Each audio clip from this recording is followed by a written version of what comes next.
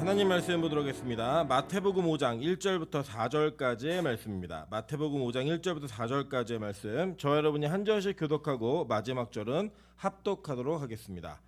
마태복음 5장 1절부터 4절까지의 말씀 교독합니다. 예수께서 무리를 보시고 산에 올라가 앉으시니 제자들이 나아온지라. 심령이 가난한 자는 복이 있나니 천국이 그들의 것이며 애통하는 자는 복이 있나니 그들이 위로를 받을 것이며. 아멘. 네, 우리 주변에 있는 분들에게 이렇게 한번 인사하도록 하겠습니다. 아침부터 당신의 얼굴을 보니까 너무너무 행복합니다. 네, 우리 서로가 서로에게 기쁨을 줄 수 있는 얼굴과 표정으로 우리 하루를 잘 열어가고 주일의 아침에 열어가는 우리 교회 되었으면 좋겠습니다. 네, 오늘은 마태복음 5장 1절부터 4절까지의 말씀을 가지고 산타에게 속지 마라 라는 제목으로 하나님 말씀 증거하도록 하겠습니다.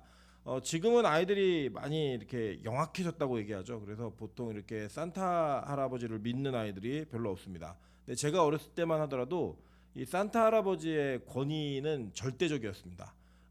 요새는 이제 부모들이 자녀들과 양육하는 과정 속에서 이제 그 아이들을 다루고자 할 때 어떠한 물건이나 선물 이런 약속들을 합니다. 요새는 아이들이 인터넷에 배송 주문 이런 걸 다 알기 때문에 언제 오냐고까지도 이렇게 확인하는 그런 관계가 되어버렸습니다. 뭘 이렇게 주문했어 그러면 어디까지 왔는지 확인을 해봐라. 그리고 체크를 또 하기도 하고 합니다. 그래서 그게 뭐 말을 잘 들으면 주고 안 주고 뭐 이런 개념으로 접근을 하면서 아이에게 당근과 채찍으로 이렇게 양육하는 거 뭐 이게 그게 나쁘다고 생각하지는 않습니다. 그런데 저희 어렸을 때는 부모님들의 그 전가의 보도 같은 이야기가 뭐였냐면 산타 할아버지가 다 보고 있다라는 거였어요. 그래갖고 울면은 안 돼라고 하는 그 캐롤송이 엄청난 유행을 했고, 또 심지어는 교회에서조차도 그런 캐롤송을 같이 하면서 아이들의 모습들을 보았던 기억이 있습니다. 그런데 이제 개인적으로 보면 일단 산타는 실존 인물이 아닙니다. 그 산타 할아버지는 이제 실존 인물을 모델로 하긴 했는데 그 산타라는 그런 그 직업이 있는 건 아니었고 그런 어떤 할아버지의 모습을 그냥 이렇게 형상하긴 한 건데 기독교의 크리스마스가 산타 할아버지가 주인공이 된 거는 100% 잘못된 겁니다. 그래서 교회 안에서는 이 산타를 이렇게 강조한다든지 뭐 산타에 대한 걸 가르친다든지 뭐 유치부 전도사님이 산타 할아버지가 보고 있어 이런 얘기 한다든지 이러면 철저하게 치리하도록 하겠습니다. 네, 어쨌든 이 산타라고 하는 이 그 할아버지의 권위와 위엄이 뭐였냐면 우는 아이에게 선물을 줄지 안 줄지 결정할 수 있었고, 그래서 아이들이 울면은 안 된다라고 하는 교육을 산타 할아버지를 통해 우리는 받았습니다. 여기 대부분 지금 청년 세대 지금 이 교인들은 이 산타 할아버지를 한 번씩은 다 경험했던 기억이 있을 겁니다. 제가 아주 재밌는 일화가 있는데, 찬수가 다니는 어린이집에서 찬수가 4살 때 이제 산타가 없어가지고 선생님이 분장을 하고 이렇게 선물을 나눠준 것 같아요. 그리고 이제 선생님이 분장을 벗고 차에 애들 데려주려고 차에 탔는데 찬수가 그 선생님 보더니 네가 산타지 딱 그러더래요. 그래가지고 이제 선생님이 걸렸다고 뭐 그런 얘기를 하고 했던 기억이 있습니다. 오늘 이 본문에 보면 우리가 오늘 다룰 그 팔복 중에 두 번째 복이 뭐냐면 애통하는 자는 복이 있나니라는 성경 구절입니다. 근데 이 애통하다라는 단어가 구약에도 그리고 신약에도 분명하게 쓰여져 있는데 이 내용들이 무엇인지를 자세히 살펴보려면 어원적인 의미와 이 유대 문화 속에서의 애통함이 언제 허용되었고 그 애통함 자체가 가지고 있는 특성이 뭐였는지 이걸 바라보는 게 굉장히 중요합니다. 왜냐하면 우리도 그렇잖아요. 보통 우리 그런 말 하잖아요. 남자는 태어나서 뭐 3번 운다. 태어났을 때 한 번, 그리고 부모님 돌아가셨을 때 한 번. 언제 한 번이죠? 기억이 안 나는데 3번 운다. 뭐 이런 식으로 해서 뭔가 울만한 일인지 아닌지를 판별하는 이 내용들이 문화권마다 있잖아요. 문화권마다 있었는데 유대인들에게는 이런 전통이 있었습니다. 유대인들의 애통은 구약에서는 히브리어로는 이걸 아발이라고 이야기하는데 곡하다, 탄식하다, 슬퍼하다라는 뜻을 가지고 있는 단어입니다. 근데 이 애통은 언제 허락이 되었냐면 장례를 치를 때, 가족의 장례를 치를 때 허락이 되어졌습니다. 그래서 이 애통의 기간이 있었는데 그 기간을 유대인들은 구분지어서 다루었습니다. 첫째는 아니누시라는 기간이 있었어요. 이 기간은 뭐냐면 그 초상을 당한 당일이에요. 당일. 그래서 유대인들의 율법, 그러니까 장로들의 유전에 보면 뭐가 있었냐면 그날 누가 죽으면 그 죽은 시체가 다음날 햇볕을 보지 않게 해야 됩니다. 그래서 바로 동굴에다 넣어야 되는 거예요. 근데 이 동굴에 넣어서 임봉을 하는 그 시간에는 굉장히 슬픈 시간이어서 이때는 아무도 위로를 하지 않았습니다. 왜냐하면 위로를 받아도 그 위로가 되지 않는다라는 뜻이에요. 그러니까 위로하지 마, 이게 어떤 위로에 대한 금지가 아니라 너무 슬픈 거예요, 그날은. 그래서 여러분 정말로 슬프면 잘 안 들립니다. 제가 예전에도 그 자녀를 그 백혈병으로 잃었던 교인의 장례를 집례했던 적이 있습니다. 아이가 이제 5살이었는데 그 아이의 장례를 갔을 때 저도 무슨 말 하는지 모르겠고 부모도 제가 하는 설교를 못 듣더라고요. 나중에 이제 좀 시간이 지나서 했던 게 뭐냐면 아무것도 안 들린대요. 진짜 아무것도.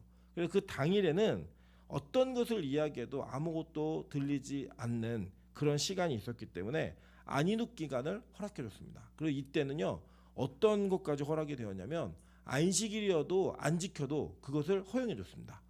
그 정도의 슬픔을 이야기했어요. 그리고 이 그 무덤에 지금의 이제 유대인들의 매장은 우리가 아는 것처럼 땅에 묻는 그런 매장이 아니에요. 굴에다가 넣는 매장입니다. 그렇게 매장을 한 다음부터 7일이라는 기간 동안에 쉬바라는 기간이 있습니다. 이때는 이제 이때부터 위로를 받기 시작해요. 이제 7일 동안에는 일도 안 하고 어떤 것도 하지 않고 오직 이제 성경은 욥기만 있습니다. 욥기가 뭐의 상징이었죠?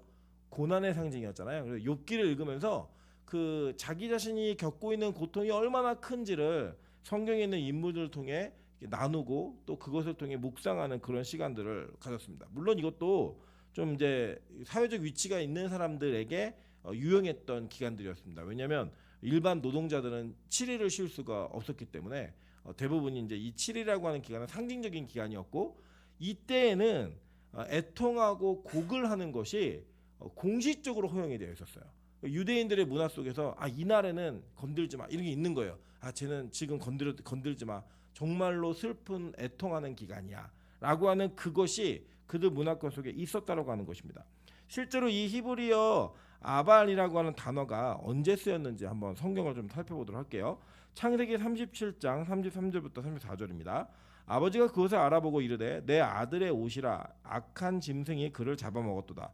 요셉이 분명 찢겼도다 하고 자기 옷을 찢고 굵은 배로 허리를 묶고 오래도록 그의 아들을 위하여 애통하니라고 이야기합니다. 이게 어떤 장면이냐면 야곱이 자기의 사랑하는 아들이었던 요셉을 형들이 팔아먹은 이후에 형들이 아버지를 속여요. 그리고 그 요셉의 옷을 가져다가 염소의 피를 묻혀가지고 아버지에게 줍니다. 그러니까 아버지가 그걸 확인하고 내 아들이 짐승에게 찢긴 게 확실하구나 그러면서 곡을 하는 장면 속에 그 애통함이 여기 나오는 거예요.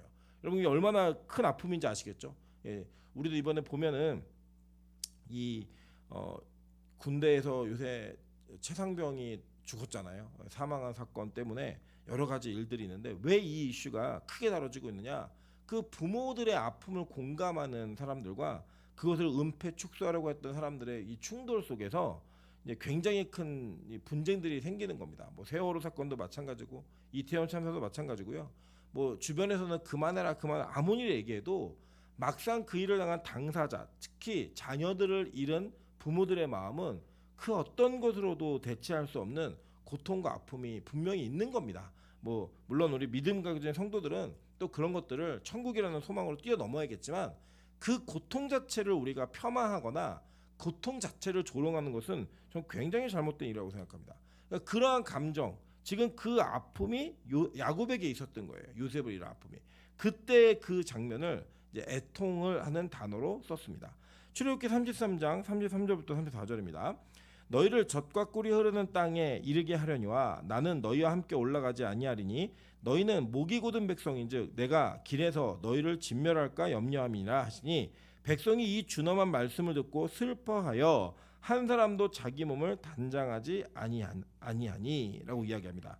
자, 이게 어떤 장면이냐면 출애굽기 32장에 이스라엘 백성들이 시내산 밑에서 모세를 기다리다가 금송아지를 만드는 사건이 벌어집니다. 그래서 이 금송아지를 만든 사건으로 인하여서 하나님과의 맺었던 언약의 두 돌판이 깨어지게 되고, 그 깨어짐과 동시에 이 문제를 해결하는 과정 속에 하나님께서 이스라엘 백성들과 동행하지 않겠다라고 말씀하셨어요.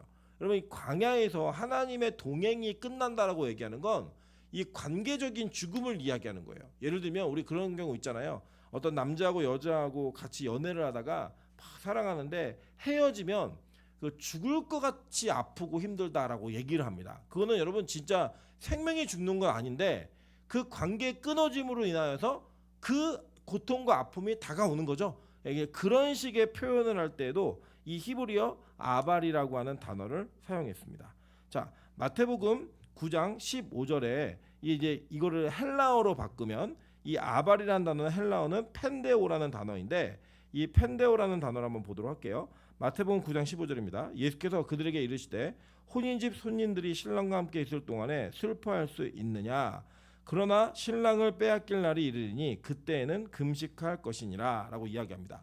자, 여기다 이제 이게 무슨 장면이냐면 바리새인들이 예수님께 묻습니다. 당신의 제자들은 왜 금식하지 않습니까? 라고 물었더니 예수님께서 야, 지금은 신랑과 함께 있는데 그때는 펜데오 하지 않아도 돼. 그러나 신랑을 잃고 나면 그렇게 할 날이 있을 거야 라고 얘기를 했어요. 이게 무슨 말이었죠? 예수님이 십자가에 달려 돌아가신 이후에 그 일들을 이야기하는 내용이었죠. 그러니까 이것도 역시 죽음과 관련되어진 내용에서 그 애통함이 있었다라는 거예요. 그래서 볼게요. 누가복음 6장 12절부터 12절입니다. 지금 줄인 자는 복이 있나니 너희가 배부름을 얻을 것이요 지금 우는 자는 복이 있나니 너희가 웃을 것임이요 라고 이야기합니다. 여기서 말하는 이 우는 자, 이게 이제 누가복음 6장하고 마태복음 5장이 산상수훈이거든요.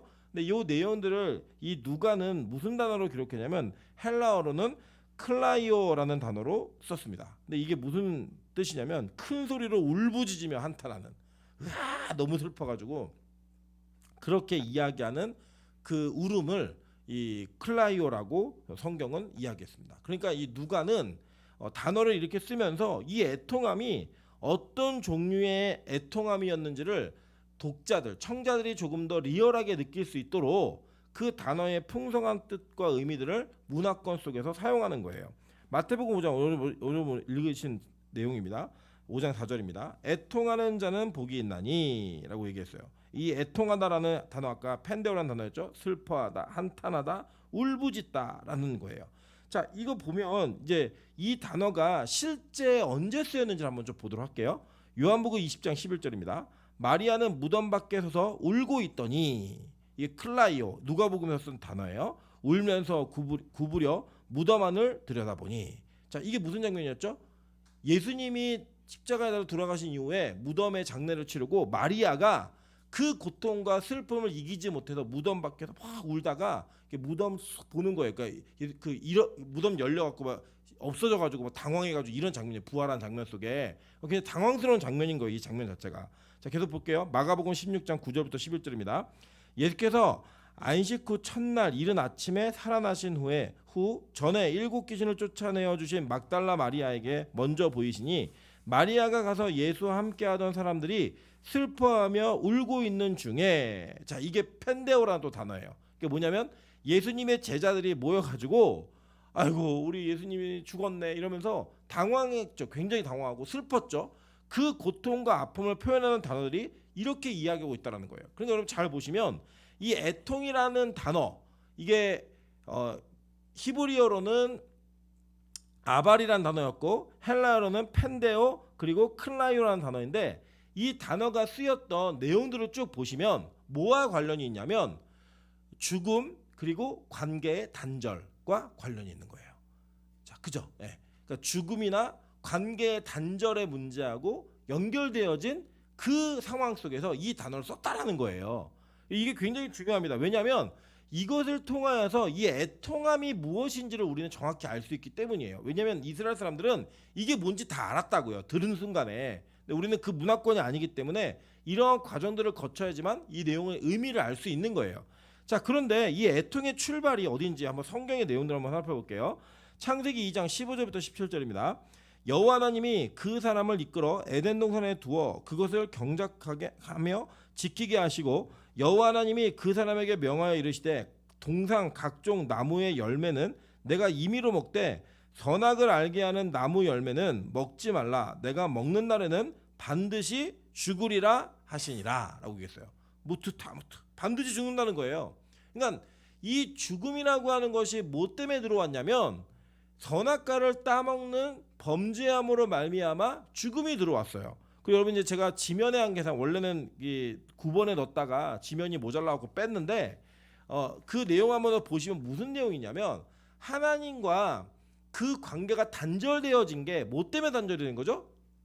선악과를 따먹은 이후에 아담과 하와의 타락으로 인하여 하나님은 그들과의 관계를 끊어버리셨어요. 그죠? 단절되었다고요. 그래서 이 애통함의 상황은 애초에 그 근원적인 문제가 어디에부터 나오느냐?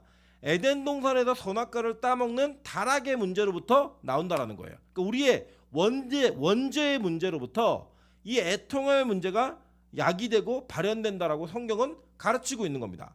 그러니까 이 단어 자체가 쓰여진 상황은 애초부터 처음에 시작된 데가 언제냐면 아담과 하와가 에덴 동산에서 선악과를 따먹은 이후에 그들의 죄로 인하여 그들이 원래는 죽지 않는 존재였는데 죽게 되었죠. 그죠? 그 죽음이 그들 안에 들어왔고 또 원래는 하나님과 교제하며 대화하고 함께 동산을 거느던 사이였어요. 그런데 그들이 그 범죄함으로 인하여 단절이 되어져서 이제는 더 이상 하나님과 그렇게 교제할 수 없는 완전하게 단절되어진 그 벽이 생기는 관계가 되었다는 거예요. 그러니까 이게 고통인 거예요. 이게 고통.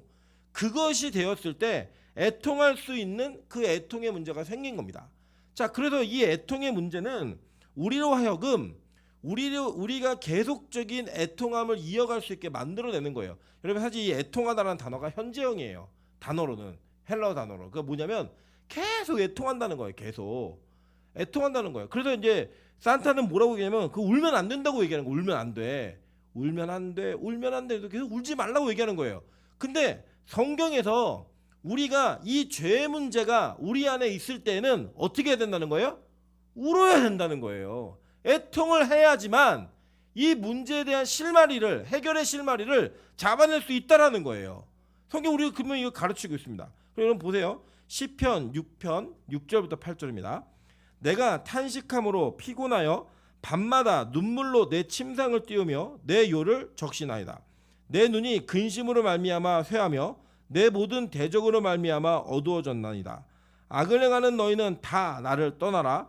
여호와께서 내 울음소리를 들으셨도다 라고 이야기해요. 자, 죄를 지은 이 사람이 뭐라고 이야기하고 있냐면 내가 탄식함으로 피곤하여 밤마다 눈물로 침상을 띄우며 내 요를 적셨습니다 라고 얘기해요. 그러면서 악인들 보고 나를 다 떠나래요. 이유가 뭐냐?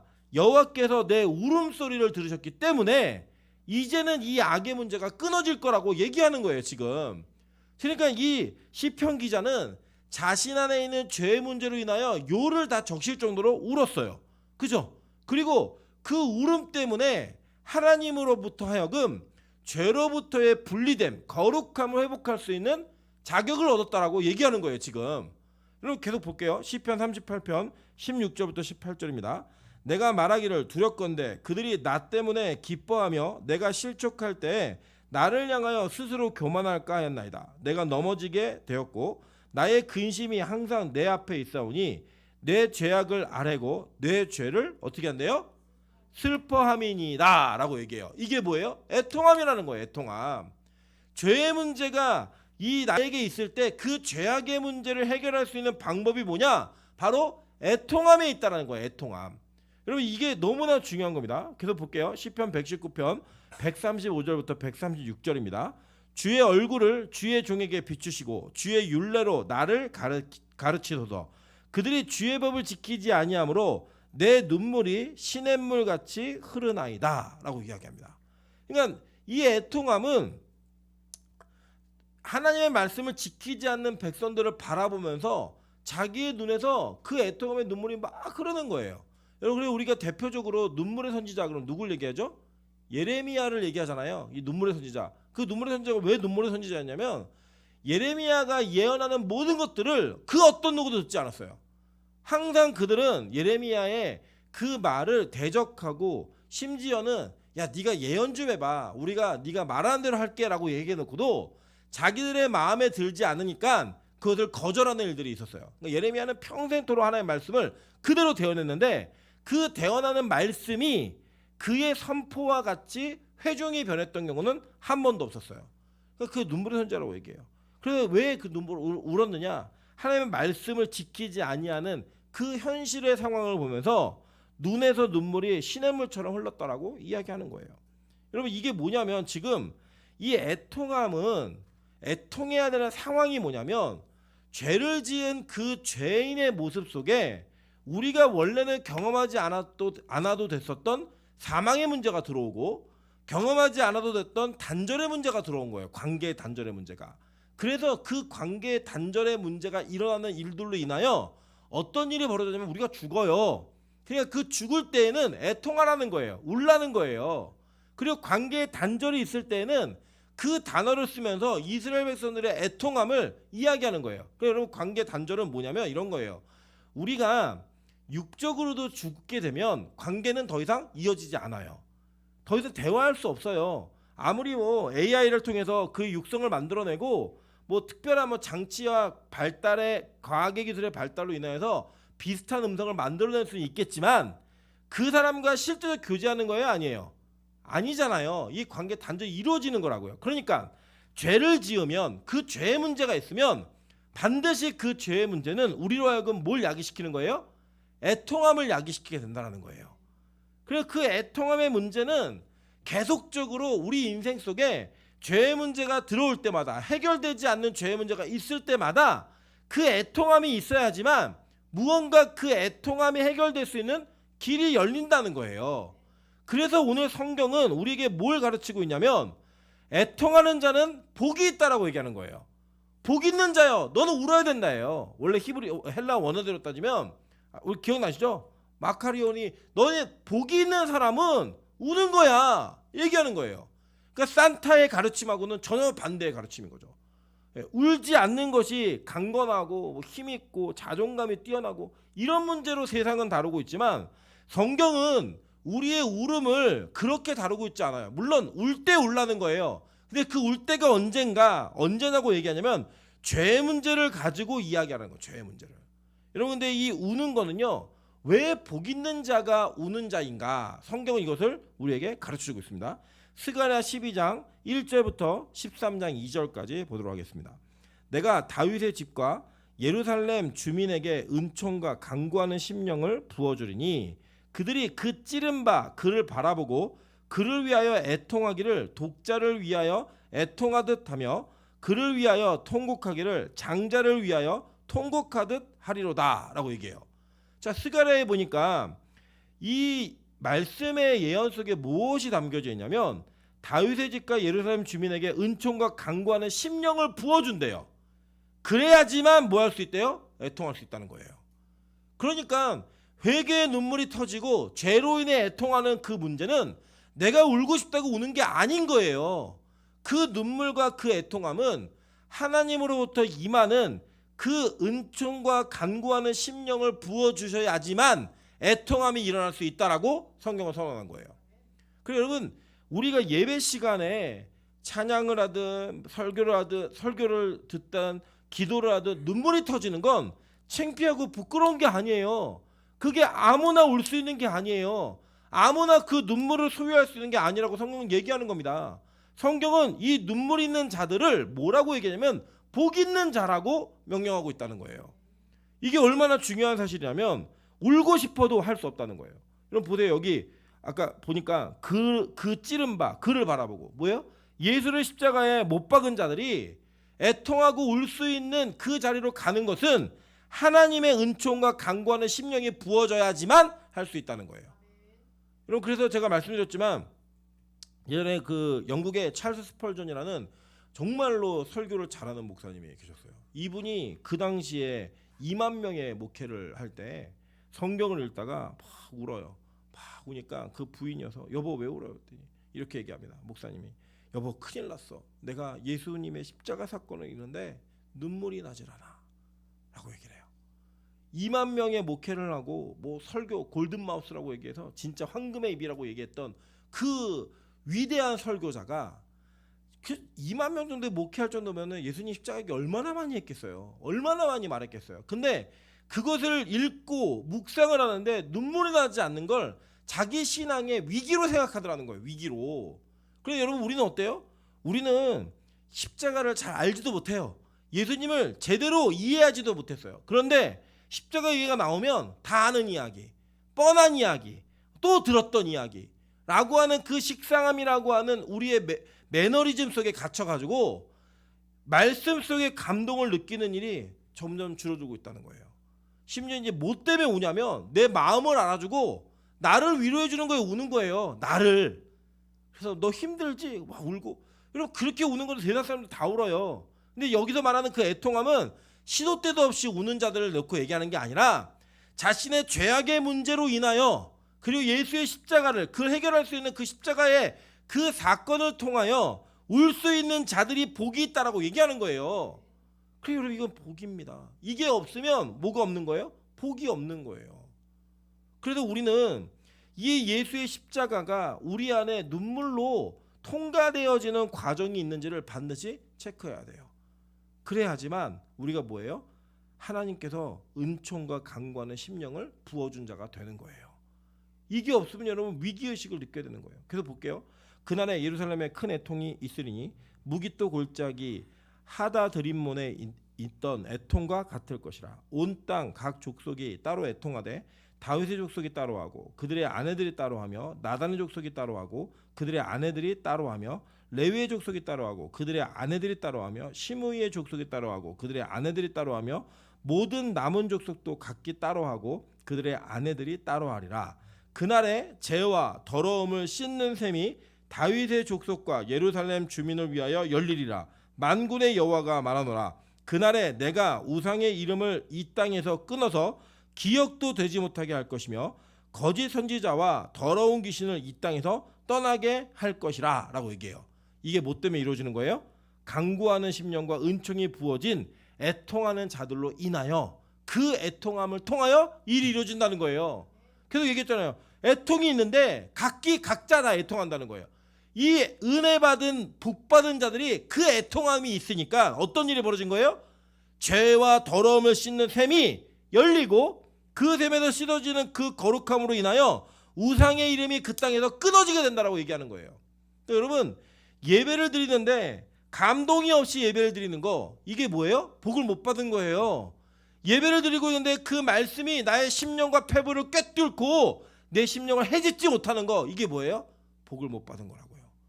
그래서 저는 그 말에 동의합니다. 저희 어머니가 항상 말씀하시는 것 중에 하나가 뭐냐면 말씀이 안 들리는 게 벌이라고.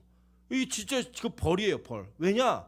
그 말씀이 우리를 뚫고 들어오지 않으면 우리는 절대로 우리 눈에서 하나님의 은총을 구하는 애통함이 터질 수가 없다라는 거예요. 그 복을 받은 애통한 자들의 그 눈물이 나올 수가 없다라고 얘기하는 겁니다. 여러분 실제로요. 신약 성경을 보시면요. 이 예수 그리스도 앞에서 그 애통함이 있었던 자들과 없었던 자들을 성경은 너무나 명확하게 구분해놓습니다. 한번 볼게요. 누가복음 7장 36절부터 50절입니다.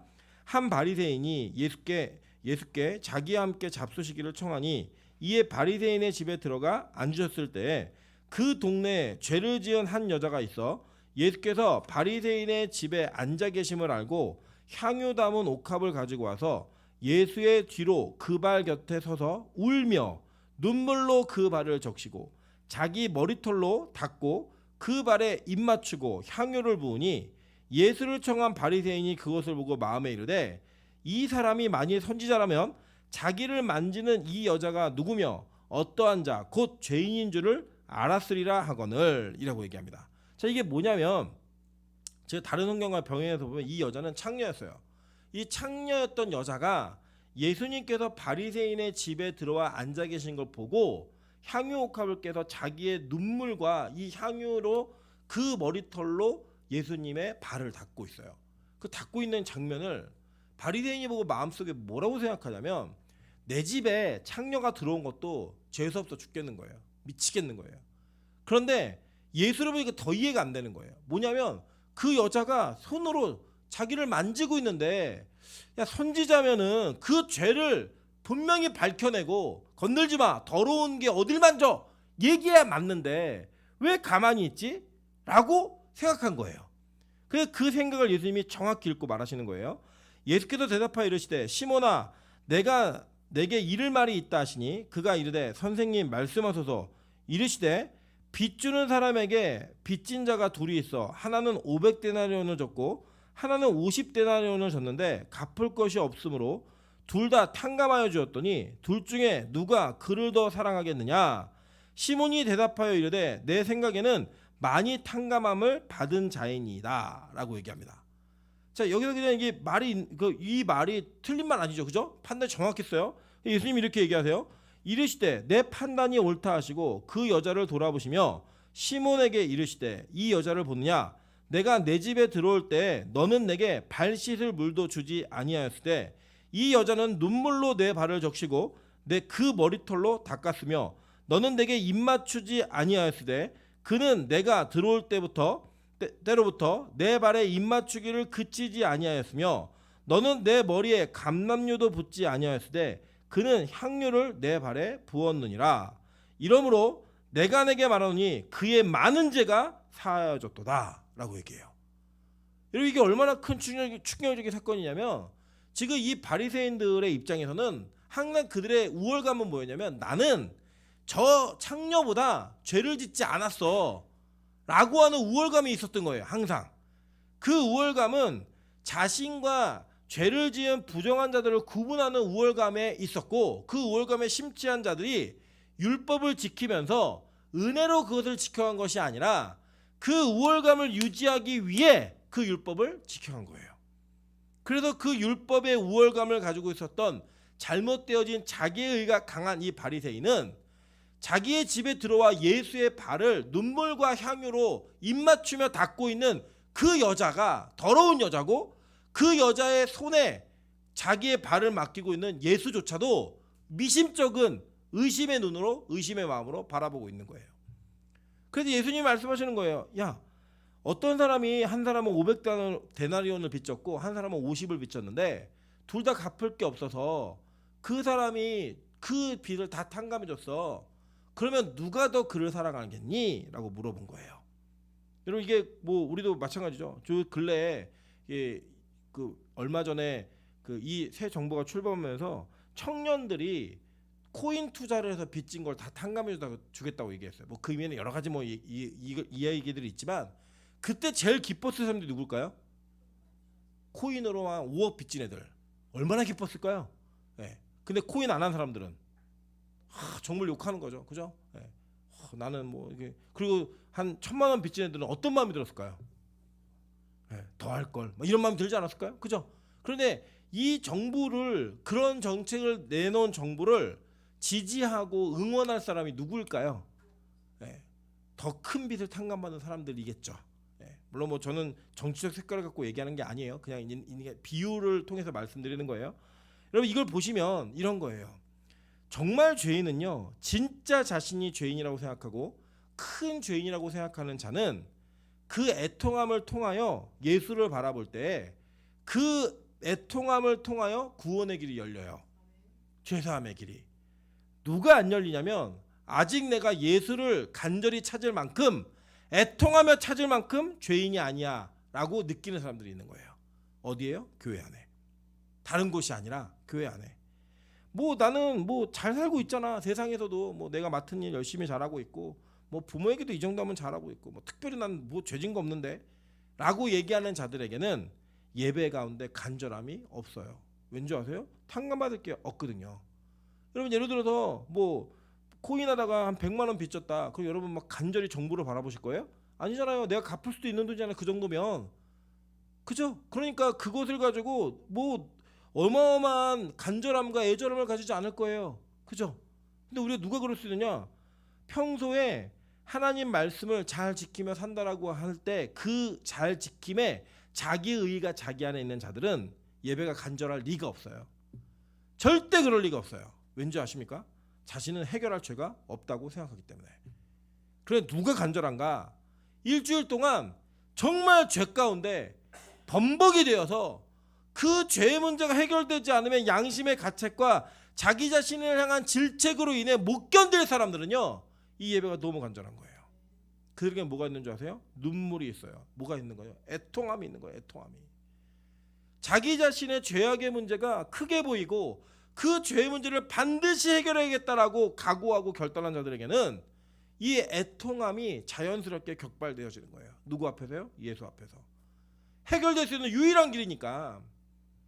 그런데 교회가 어떻게 타락했죠? 교회는 그 죄의 문제가 없는 자들이 올 수 있는 곳을 만들어 버렸다고요. 그렇게 죄가 있으면 올 수 없는 곳으로 만들어서 교회의 문턱을 너무나 높여놓은 거예요. 입구의 문턱을. 여러분, 교회의 문턱은요, 출구가 높아야지 입구가 높으면 안 돼요. 입구는 낮아야 됩니다. 입구에는요, 어떤 이도 들어올 수 있는 낮은 입구가 돼야 되고요, 출구가 높아야 돼요. 그래야지 그 교회는 건강한 교회입니다. 근데요, 지금 현대교회는 반대로 되어 있어요. 어떻게 반대로 되느냐? 입구가 너무 높아요. 괜찮지 않으면, 돈의 여유가 있지 않으면, 건강의 여유가 있지 않으면, 직업적인 사회적인 환경에 자랑할 만한 것들이 있지 않으면 올 수 없는 교회가 되어버렸어요. 그리고 그 교회를 다니다가도 출구는 너무 낮아졌어요. 아, 이 교회는 나를 인정 안 해주네. 그럼 언제든지 다른 교회로 옮길 수 있는, 그리고 그렇게 오는 성도를 또 좋아하는 그런 교회 문화가 죄인이 죄의 설교를 듣고 죄의 문제를 해결하는 공동체가 된 게 아니라, 죄인이 죄의 문제가 해결되지 않았는데 의인이라고 칭찬해주고 잘하고 있다고 말해줘야지만 견딜 수 있고 버틸 수 있는 교회를 만들어 놔버린 거예요. 그래서요, 교회가 더 이상 울면서 기도하면 안 되는 거예요. 더 이상 죄의 문제 때문에 애통하는 걸 보이면 자기 자신의 자아가 붕괴되었다고 생각하는 거예요. 심리학자들은 그렇게 얘기해요. 진짜로. 제가 일전에 저희 학교에서 시간 강사로 강의하시던 어느 장로님이 심리학 교수인데 뭐라고 말씀하셨냐면, 교회에서 회개하면서 울며 기도하는 건 자존감이 무너진 사람들이 대부분이라고 이렇게 얘기했어요. 정신 나간 거죠. 진짜로 산타 할아버지가 울면 안 되라고 얘기했던 그 말이 그에겐 진리인 거예요. 울면 안 되는 거예요. 자기의 약점과 연약함과 자기의 치부를 드러내면 안 되는 곳, 그게 바로 교회가 돼버린 거죠. 성경은 이 문제에 대해서 이렇게 얘기합니다. 예수님은, 그래, 네가 그렇게 잘나서 내가 들어올 때 물도 떠주지 않고 입맞춤도 하지 않고 내 머리에 기름도 붓지 않았잖아. 너는 해결받을 게 별로 없지? 간절하지가 않지? 그는 교양이었어요. 자기 집에 와서 밥을 먹으라고 했던 그 청함은 예수와 함께 식탁 공동체를 통하여 자신의 죄 문제를 해결하고 싶었던 게 아니라, 우리 집에 인기 있는 사람 왔어, 우리 집에 괜찮은 사람 한번 들어왔다 갔어 라는 거 얘기하고 싶었던 거예요. 그래서 교회가 어떤 장소가 되었냐면, 그냥 신앙이 액세서리가 되어버린 거예요. 액세서리가. 정치를 하건 사업을 하건 뭐 관계적인 걸 이어갈 때 너무 좋은 장소가 교회가 돼버린 거예요. 각양각색의 사람을 만날 수 있으니까. 제가 아직도 잊혀지지 않는 게 뭐냐면, 제가 유학을 가고 싶어서 미국에 학교를 견학을 갔습니다. 또 가고 싶은 마음에 그 학교 가서 막 구경하니까 벌써 입학한 것 같더라고요. 막 너무 좋고. 그래서 막 구경하고 저희 선배 목사님 댁에 하루를 머물게 됐습니다. 그래서 제가 한국에서 사온 책을 한 권을 선물로 드리고 목사님과 밤에 이렇게 대화를 나누는 시간이 있었어요. 너무 힘들었던 건 시차가 안 맞아가지고 저는 잘 시간인데 목사님은 깨어있는 시간이라 그냥 그 대화가 중간중간 막 끊어지다가 제가 정신이 버뜩 드는 이야기가 그 목사님 선배님의 입에서 나왔습니다. 목사님이 이렇게 얘기하시는 거예요. 미국에 왜 오려고 하냐고. 그래서 저는 성경을 제대로 배우고 싶습니다. 그랬더니 그러면 다 공부가 끝나면 어떻게 할 거냐고. 저는 한국에 들어가서 살 겁니다. 목회할 겁니다. 그랬더니 그게 마음대로 안 될 거라고. 아마 여기서 누군가를 만나서 이제 그때 총각이었으니까 결혼을 하게 되면 사모가 한국에 들어가자 그러면 은장도를 꺼낸대요. 예. 너 혼자 가든지 아니면 날 죽이고 가든지 뭐 둘 중에 하나 해라. 뭐 얘기한대요. 절대 못 간다고. 왜냐면 그 미국 교회가 한국 사회에서 있는 사모의 스트레스가 하나도 없는 사회래요. 그냥 전혀 없는 사회래요. 그렇게 될 거니까 만약에 그럴 가능성이 있으면 유학을 오지 말라는 거예요. 왜요? 그랬더니 목사님 자기 얘기를 하시는 거예요. 뭐라고 얘기냐면 미국의 목회는 서비스업이래요. 설교는 설교답게 못한대요. 그럼 뭘 하냐 그랬더니 공항에 라이딩 해주고 누가 오면은 비자 내주는 거 도와주고 그 사람들 뭐 필요하다 그러면 이삿짐 날라주고 이런 걸 해야 목회가 된대요. 그래야 교회를 온대요. 그래 이 교회가 죄 문제를 해결하는 곳이 아니라 이민 사회에 커뮤니티 안에서 벌어지는 일들을 해결하는 그런 문제의 장소가, 그러니까 문제 해결의 흥신소 같은 장소가 돼버린 거예요. 사람 쓰는 이삿짐 센터가 되었고요. 자기 관광센터가 되었고 여행사가 돼가지고 그런 일을 감당한대요. 그래야 먹고 살 수 있대요. 그래서 자기가 너무너무 후회한다는 거예요. 저는 그게 되게 충격이었어요. 물론 저는 미국에서 목회할 마음이 정말 하나도 눈꼽만치도 없었기 때문에 큰일 났다 이런 생각은 들지 않았지만 그 말씀하시는 선배 목사님이 너무 슬퍼 보였어요. 근데 여러분 지금 한국교회가 그렇게 되고 있잖아요. 교회가 죄의 문제를 이야기할 수 없는 공동체가 되어서 그 죄의 문제로 인해 통곡하고 우는 자들을 만들어낼 수 없는 교회가 돼버린 데가 태반이에요. 일주일 동안 너무 힘든 고난의 삶을 살았으니 이 세상에서 돈 버느냐고 직장생활하냐고 살았으니 죄의 문제 얘기하지 말라는 거예요. 애통해야 할 만한 그런 건수를 만들지 말라는 거예요. 왜요? 그래야 마음이 편하니까. 놀라운 사실은 정말 그렇게 설교하면 교인이 모여요. 그렇게 설교하면 모인다고요. 여러분 한번 제가 궁금하시면 그냥 여러분 아는 이렇게 큰 교회들 뭐 이렇게 설교 들어보세요. 죄에 대한 신랄한 비판, 죄에 대한 철저한 회개의 촉구 이런 게 없어요. 그런 게 강조되지 않고요. 있더라도 슬쩍 지나가고 대부분의 설교는 그런 설교가 아니에요. 교양과 지식을 채워주고 자신의 만족을 누리게 해주고 위로해주고 이런 설교가 태반이에요. 그러니까 교회는 그런 설교를 해야 되는 곳으로 아는 거예요. 조그만 교회로 오는 사람들도 어떤 교회를 가든 그렇게 해야만 된다고 생각하는 거예요. 여러분 그렇지 않습니다. 성경은요 절대 그렇게 이야기하지 않고 있어요. 오늘도 아침에 아주 재밌는 에피소드가 하나 있었어요. 우리 형미자매가 새벽에 아침 일찍 카톡을 하더라고요. 그리고 제가 너 지금 일어난 거야? 아니면 지금 잘라 그러는 거야? 그래서 지금 일어났대요. 또 자면 교회 안 올 거지. 안 오면 죽여버리겠어. 얘기했어요. 그랬더니요 목사가 막 그런 말을 한대요. 막. 그래서 제가 그 뒤에다 뭐라고 들었냐면 야 하나님은 더 무서워. 하나님은 훨씬 더 무서워. 전 다른 거 아니에요. 그냥 예배드리라고. 맨날 지각하니까 예배드리라고. 그랬더니요 자기가 오늘 일부 예배 문을 탁 열고 들어오면서 해가 서쪽에서 떴죠? 그러면 들어오는 거예요. 네. 자기도 아는 거예요. 본인도. 여러분 근데 일반적인 대부분의 교회들이 뭘 해주냐면 너 교회 주일날 왔구나. 너무 잘했다. 이게 끝이에요. 그게 달까요 정말? 그게 진짜 교회가 해야 될 일이고 교회가 정말 해야 되는 말일까요? 저는 그렇게 생각하지 않습니다. 저는 우리 교회가 조금 더 복음 앞에 가혹해지길 원합니다. 이유가 뭐냐면 우리는 애통해야지만 되기 때문에 그래야 살 길이 열릴 수 있기 때문에 누가복음 18장 9절부터 그 뒤에 한번 계속 읽어볼게요. 이는 죄송해요. 아까 읽었던 거. 이는 그의 사랑함이 많음이라. 사함을 받는 일이 적은 자는 적게 사랑하느니라.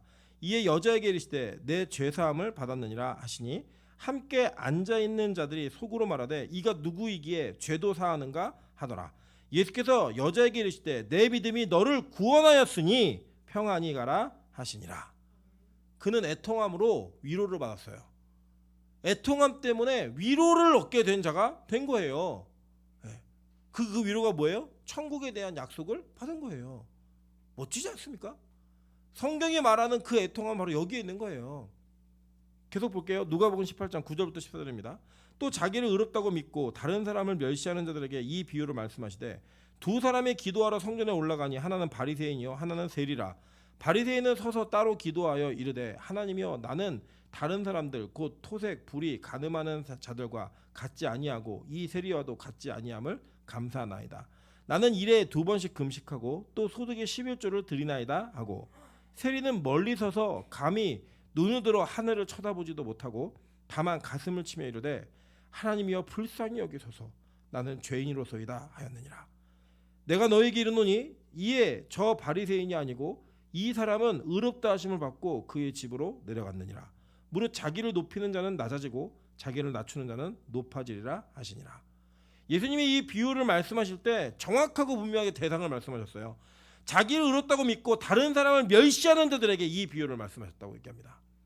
여러분은 어떤 분들이죠? 여러분은 이 두 사람 중에 바리새인과 세리 중에 누구로 여러분 남에게 인식되고 싶으세요? 이 두 사람 중에 어떤 부류에 여러분이 속하고 싶은 분들이에요? 여러분 적어도 우리 대부분이 바리새인 아니에요? 바리새인? 남들보다 좀 괜찮아 보이고 도덕적으로 흠결도 없어 보이고 완벽해서 저도 이런 기도할 수 있게 나는 이런 죄를 짓지 않고 있고요. 나는 저 사람들과 같이 저렇게 쓰레기처럼 살지 않아요. 나는요 금식도 자주 하고요. 내가 소득의 11조도 자주 하고 있어요. 다 정확하게 드리고 있습니다. 이걸 얘기하면서 남들 특히 죄인들을 멸시하고 있는 그 바리새인의 자리가 오늘 저와 여러분의 자리가 아니실까요? 그런데 성경은 예수님은 이렇게 말씀하셨어요. 세리 같은 애통함이 있어야지 의롭다 하심을 얻고 집에 내려갈 수 있다라고 얘기하는 거예요. 여러분 이게 충격 아닙니까? 대부분 우리가 그렇다면 지금 위장한 의로움을 자랑하고 광고하며 살고 있는 우리들에게 이 말씀은 핵폭탄과 같은 충격 아니에요? 여지껏 우리는 어쩌면 한 번도 하나님께 용서받는 예배를 못 드린 거예요. 애통함이 없는 예배를 계속 드려왔던 거예요. 그래서 우리는 한 번도 예배를 통해 위로를 받지 못하는 거예요. 왜요? 애통함이 없으니까, 간절함이 없으니까, 절박함이 없으니까 그 예수 앞에 애통함은 나에게 큰 의미가 없는 거예요. 예배드리는데 한 번도 울어보지 않은 분들이 계시다면 여러분 나는 눈물이 없어 이렇게 얘기하지 마세요. 여러분 정말 슬픈 일 있으면 울잖아요. 돈을 잃어버리면 울 거고, 집이 날아가면 울 거고, 가족이 죽으면 울 거예요. 여러분 심각한 어려운 상황이 생기면 우리 언제든지 울 수 있는 자들인데 왜 우리의 죄의 문제가 우리 안에 여전히 해결되지 않고 있음에도 불구하고 우리의 눈에선 눈물이 사라져 버렸을까요? 그것은 우리가 아직 그 죄의 문제가 애통함으로 우리에게 느껴지지 않는 거예요. 그래서 성경은 얘기합니다. 애통하는 자는 복이 있나니 위로를 받을 것이며, 그 위로를 성경은 이렇게 우리에게 알려주고 있습니다. 로마서 7장 21절부터 8장 2절까지입니다. 그러므로 내가 한 법을 깨달았노니 곧 선을 행하기를 원하는 나에게 악이 함께 있는 것이로다. 내 속사람으로는 하나님의 법을 즐거워하되 내 지체 속에서 한 다른 법이 내 마음의 법과 싸워 내 지체 속에 있는 죄의 법으로 나를 사로잡는 것을 보는도다. 오라 나는 곤고한 사람이로다. 이 사망의 몸에서 누가 나를 건져내라. 우리 주 예수 그리스도로 말미암아 하나님께 감사하리로다. 그런즉 내가 내 자신이 마음으로는 하나님의 법을, 육신으로는 죄의 법을 섬기노라 라고 얘기해요. 그러니까 자기 안에 계속 이 충돌이 있다는 거예요. 여전히 죄의 문제가 해결되지 않아서 그 죄의 문제를 뛰어넘고 싶은데 죄의 문제가 자꾸 나를 이끌어 당겨갖고 내 안에 충돌이 계속 있다는 거예요. 여러분 예수 믿는데 이거 없으세요? 있으시잖아요. 오늘도 있어야지 정상인 거예요. 이게 없으면 양심에 화인 맞은 자예요. 이거 우리 항상 갖고 있는 거예요. 제가 주일날 설교 강단에 설 때마다 제 안에 마귀가 저를 공격하는 마음이 뭔지 아십니까? 야, 너 정말 설교할 자격 있어? 없어요. 그때 그 말에 막 귀를 기울이면 기도도 되지 않고요. 자꾸 기도하는데 제가 지었던 죄의 문제가 자꾸 떠올라요. 견딜 수가 없을 정도로 떠올라요. 고통스러울 정도로. 그게 제 안에 있어요. 분명히. 그 충돌이 저에게 여전히 있다고요. 그래서 이 바울의 고백이 뭔 줄 알아요. 바울이 어떤 사람들은 이게 예수 믿기 전에 이야기다라고 얘기했는데 아닙니다. 바울의 실존의 이야기였고 바울 사도가 고백했던 내용을 들어보면 그는 사도 중에 작은 자라고 얘기했다가 마지막에 죄인 중에 괴수라고 얘기할 수밖에 없는 자기 자신의 내면 세계에 이 애통함의 충돌이 있었다고요. 죄 문제 때문에 갖는. 근데 그 뒤에 뭐라고 쓰는지 아세요? 그러므로 이제 그리스도 예수 안에 있는 자에게는 결코 정죄함이 없나니 이는 그리스도 예수 안에 있는 생명의 성령의 법이 죄와 사망의 법에서 너를 해방하였음이니라. 이 위로가 있다는 거예요. 이 애통함과 고통이 있으면 그 죽음과 사망과 단절됨에 대한 그 불안함 때문에 그 고통과 부르짖음이 있으면 성령의 생명의 법이 우리를 해방한다는 거예요. 여러분, 예수님은요 이 위로를 위해 이 땅에 오셨어요. 여러분, 여기 위로가 있을 거다라고 했던 헬라어가 파라칼레오라는 단어인데, 이 단어가 누가복음 2장 25절부터 27절에 쓰여 있습니다. 한번 볼게요. 예루살렘에 시몬이라는 사람이 있으니 이 사람은 의롭고 경건하여 이스라엘의 위로를 기다리는 자라. 성령이 그 위에 계시더라. 그가 주의 그리스도를 보기 전에는 죽지 아니라는 성령의 지시를 받았더니 성령의 감동으로 성전에 들어가매 마침 부모가 율법의 관례대로 행하고자 하여 그 아기 예수를 데리고 오는지라 라고 얘기해요. 자, 이 사람이 뭘 기다렸어요? 이스라엘의 위로를 기다렸대요.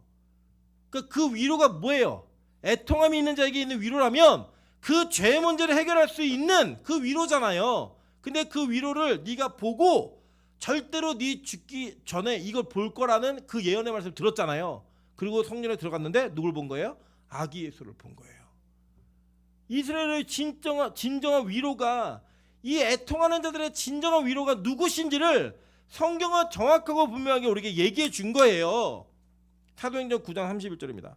그리하여 온 유대와 갈릴리와 사마리아 교회가 평안하여 든든히 서가고 주를 경외함과 성령의 뭐요?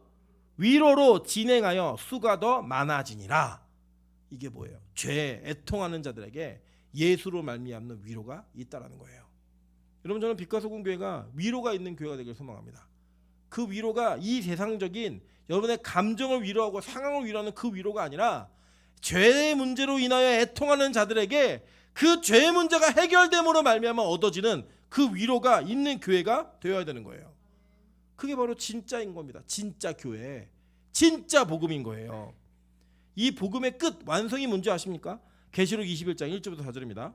내가 새 하늘과 새 땅을 보니 처음 하늘과 처음 땅이 없어졌고 바다도 다시 있지 않더라. 또 내가 보매 거룩한 성 새 예루살렘이 하나님께로부터 하늘에서 내려오니 그 준비한 것이 신부가 남편을 위하여 단장한 것 같더라. 내가 들으니 보좌에서 큰 음성이 나서 이르되 보라, 하나님의 장막이 사람들과 함께 있음에 하나님이 그들과 함께 계시리니 그들은 하나님의 백성이 되고 하나님은 친히 그들과 함께 계셔서, 관계회복이죠. 함께 계셔서 모든 눈물을 그 눈에서 닦아주시니 다시는 사망이 없고 애통하는 것이나 곡하는 것이나 아픈 것이 다시 있지 아니하리니 처음 것들이 다 지나갔음이러라. 이게 천국이에요. 사망과 관계 단절로 인해 나타났던 애통함이 완벽하게 사라지는 곳, 예수 그리스도와 영원히 함께 있는 그곳에서 영원한 생명을 누리면서 그 모든 것이 없어지는 거예요. 그래서 우리는 이 날이 오기까지 울어야 해요. 이 날이 오기까지 곡해야 해요. 이 날이 오기까지 부르짖어야 해요. 금요일 날 나가는데 저희 아내가 이렇게 얘기하더라고요. 우리 교회 기도 소리가 너무 커. 이 교회가 전체 이 건물이 우리 것도 아닌데 남에게 너무 피해를 주는 것 같아. 왜냐하면 저희 아내가 화장실에 잠깐 가다가 그 공부하는 아이들이 교회 욕을 하는 거를 이렇게 들었나 봐요. 그래서 저한테 그렇게 얘기를 하면서 다 이게 좀 줄였으면 좋겠다라고 얘기하더라고요. 맞습니다. 줄이는 거 해야죠. 그래서 제가 이렇게 반문했어요. 작게 한다고 욕을 안 먹을까? 불 꺼놓고 울며 기도하는 그 소리가 작다고 욕을 안 먹을까?